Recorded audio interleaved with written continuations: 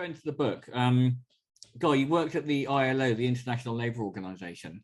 Now, I've been following them for many, many years, in particular, a statistic they come up with, because I think they're, it sounds like, okay, forgive me, it sounds like a slightly boring institution, the International Labour Organization.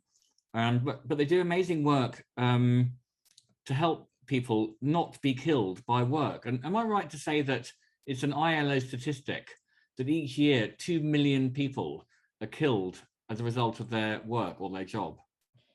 I think actually it's probably more.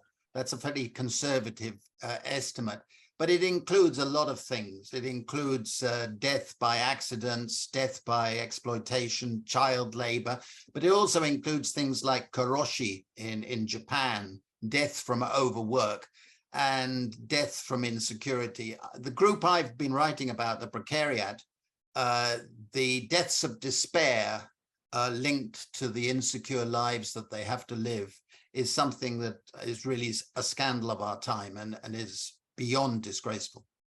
Well, this is such important work. We'll come back to this, the notion of the precariat in a moment. But as a sort of foundation to the book, you start with a description of different kinds of time that were imagined by ancient Greeks and embodied in 3 different gods. Mm-hmm. And then you go on to talk about these 5 different kinds of human activity.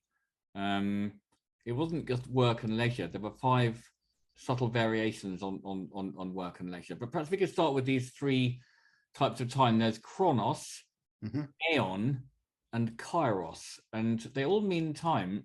They're all sort of embodied in a god, or, as was the Greek way, symbolized. What do they mean? What sort of different kinds of time do they describe? Well, to be fair, they also had a number of goddesses of time. They had these 3 gods of time, and Chronos is the time, chronological time, and associated with aging and all the worst features of that. The second is Aeon, which is eternity, eternal time, okay? And the third, which is very interesting, and I wanted a classic picture of the god on the front page, but they wanted to go with a deck chair instead, which doesn't quite convey the message of the book. But Kairos is carpe diem, seize the moment. And if you don't seize the moment, you may live to regret it. So those 3 notions of time were profoundly different from what followed. But they set the scene. Now, the second part of that chapter, which sets the scene for the whole book in a sense, is although the society of ancient Athens and ancient Greece was marred by its treatment of women, its slavery, and so on, the concepts by which they looked at time, I think, are extremely relevant today and are far better than the concepts we use conventionally in our national statistics, in our rhetoric, in our textbooks, and so on. And the first thing is that they said labor is done by the slaves, by the metics, by the banosoi, and was alien. Sorry? The banosoi are? The banosoi were the people who didn't have any rights, and they were forced to take manual labor, working for the state mostly.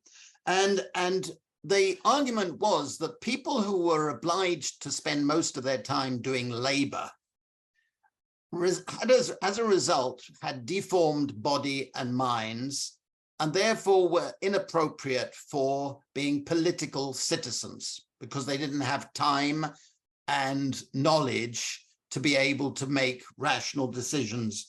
And the challenge for the ancient Greeks with Socrates and Aristotle and Plato was to liberate people from labor.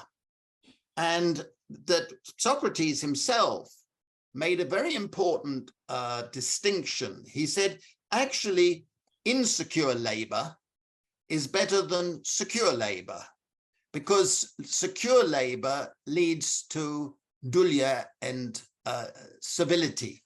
People who are dependent and feel that they must have labor and must have what we would call jobs and be dependent on that. He regarded that as folly because it was going to affect your consciousness and your ability to be a human being. Now, there was a distinction between labor and work, ergon. Work was what you did with your family and friends around the home, and it encouraged philia, civic friendship, and it was linked to a very important concept that was incipient at the time, but it developed later, which is commoning. Commoning shared activities, which was done with friends and in the community.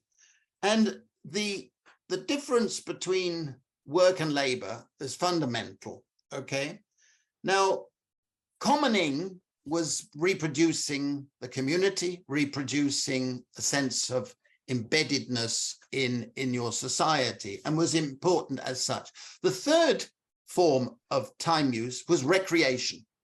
Recreation, which was not the same as leisure. Recreation was needed to revive the capacity to work, to be fit, etc. Very importantly, recreation was separated from schole. And schole is loosely translated as leisure. And leisure, but as both education and participation in the political life of the polis. That was what a citizen tried to indulge in and do as much as possible. And Pericles in the BC 451 introduced a payment for people to participate in jury service, because he reasoned that if you didn't pay people, the poor would not be able to participate in political life of the community. Now, the same with drama. Drama was about spending time learning the values of empathy and compassion and solidarity and appreciation of what life was all about. Now, the fifth form of activity was urgia, which literally translates as idleness. But it was regarded as extremely important to have time for urgia in developing the capacity to contemplate, to deliberate, and to develop one's thought processes. And it went forward into Cato's famous aphorism, "Never is a man more active than when he's doing nothing." And that, I think, is a very important part. And it goes with the sister concept that developed later, a sense of boredom. Boredom is regarded as an essential aspect of creativity, respected by people like Einstein, Bertrand Russell, and numerous others, but ignored today. If you're bored, that's bad, but it isn't. Boredom is what is necessary to stimulate the thinking. And urgia was something that was welcomed, was actually respected. And I think this has gone, the development of these 5 forms of time use through history is a theme in the book, particularly in the first half of the book. What seems to have happened today is that 4 of them have been thrown out the window in favor of labor, which is ponos, which is pain, which is a kind of a curse.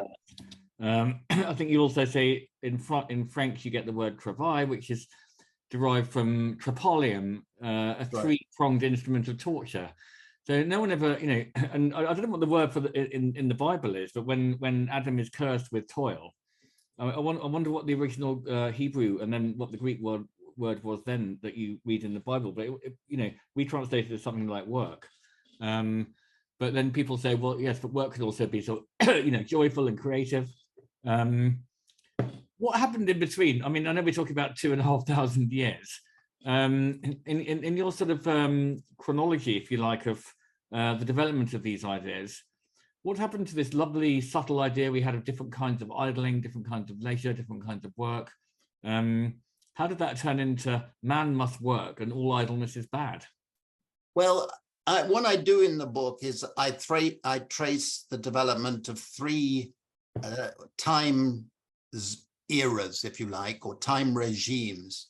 The first one is agrarian time, which is what determined by seasons, by the sort of things that Mark was talking about, by the weather and so on, where literally across the small country of England, as it then was, you could go from one village to another and there would be totally different time zones. You know, it was not until 1880 did we have a national time zone, but all these local areas, and it was not ruled by the clock. It was ruled by a sense of commoning. It was the age of commoning, shaped by the Charter of the Forest, which asserted the right to work and the right to leisure in the commons. So, Guy, you're talking about that period, something like, I don't know, 1100 to 1500. Yeah, and the Charter of the Forest was sealed the same day as the Magna Carta on November the 6th of 1217.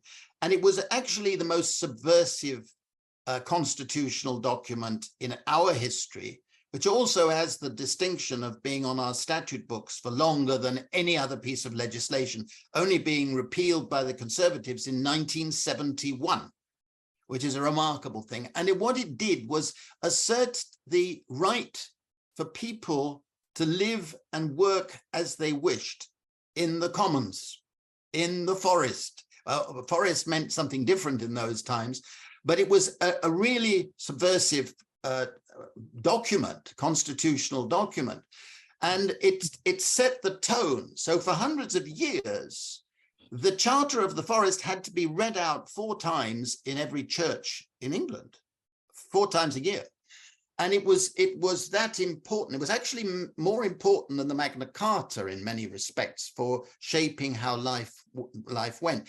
And at the time, we had a huge number of holy days that were literally dozens and dozens of holy days which were essentially political in character, and that they were important parts. So it only came when the agrarian time regime started to be overtaken by capitalism and an industrial time regime took over. And it's extraordinary in the 16th century when they were suddenly, commoning became dismissed as idling and sort of contrary to religion, contrary to citizenship. And they introduced the Vagabondage Acts, which literally, if you were found to be idling, you were branded with a V. If you were caught twice, you were hanged. And this was a draconian measure. I recently gave a talk on this in Norwich. And Robert Kett's famous rebellion, 1549, it was about not just trying to recover the commons against enclosure, but also against the Vagabondage Acts that were driving people into jobs because people didn't want to go into jobs. They wanted to be able to continue life producing, reproducing, and commoning.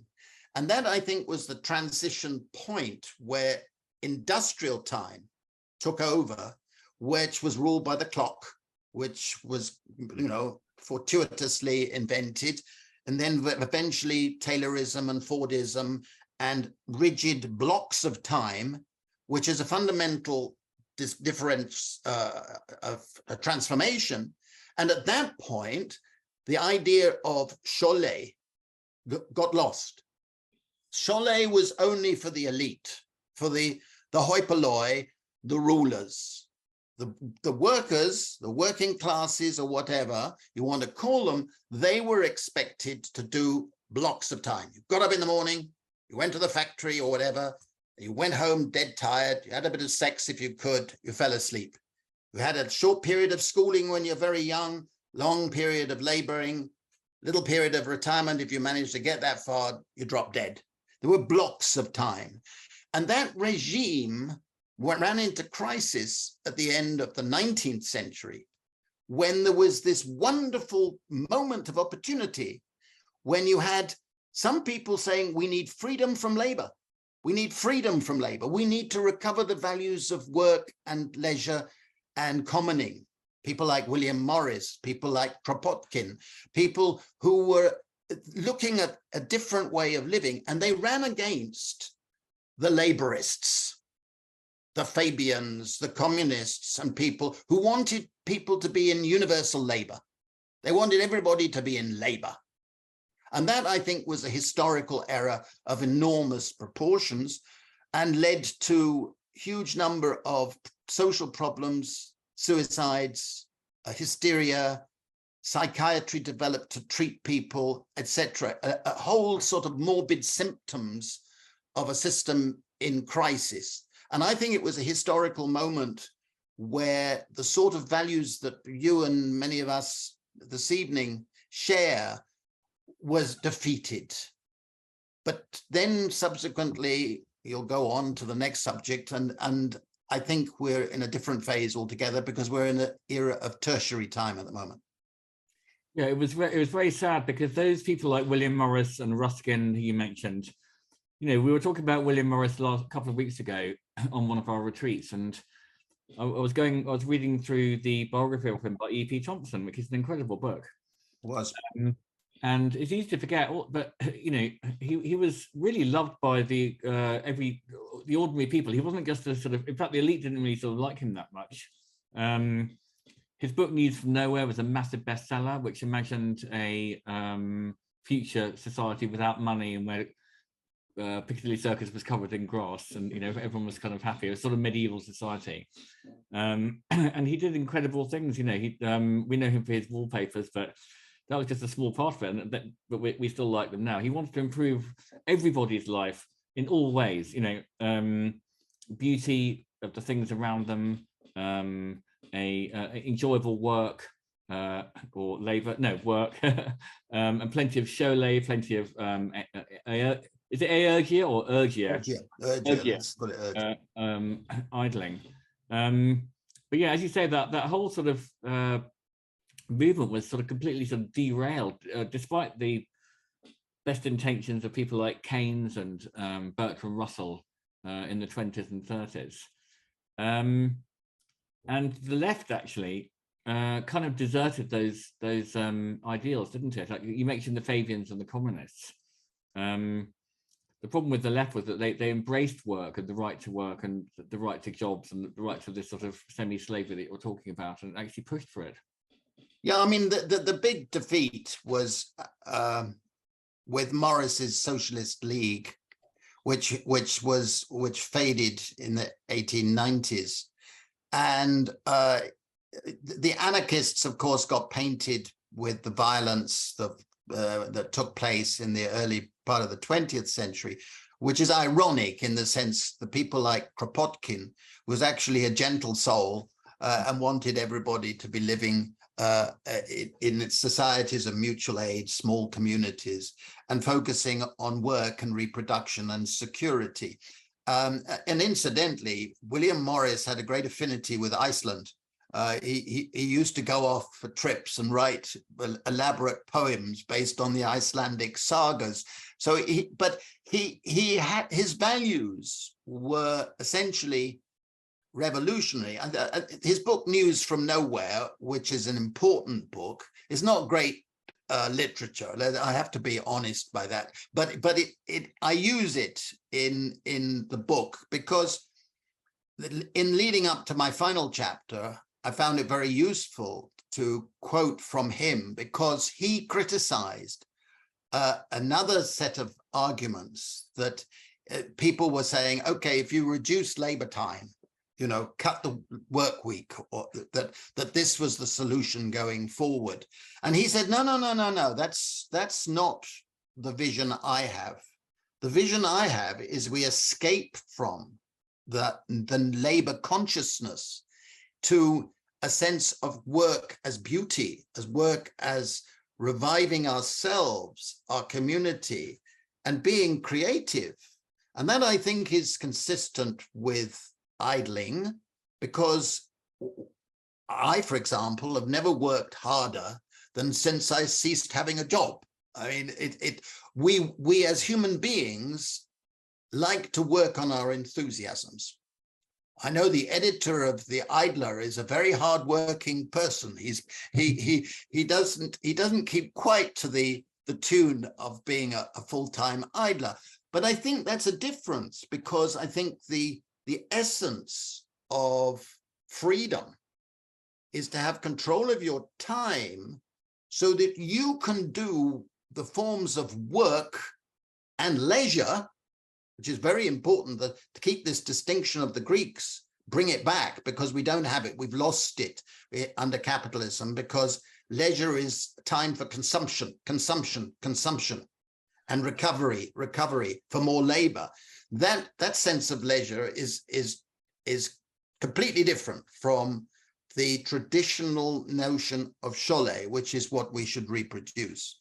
But the important thing, and maybe I'll leave you for another question, is to understand the nature of tertiary time that we've been living through, because that is where the big problem currently lies.